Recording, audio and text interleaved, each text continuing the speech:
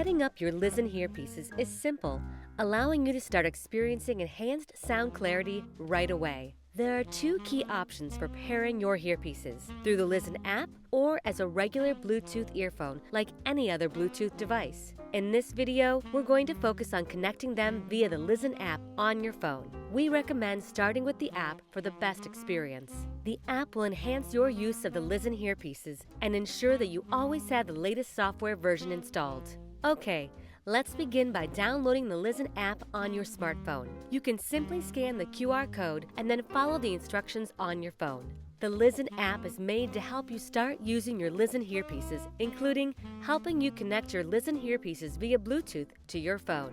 The LIZN app illustrates how to insert the LIZN Hearpieces into your ears. When the LIZN Hearpieces are removed from the charging case the first time, the LIZN Hearpieces will enter into Bluetooth connecting mode.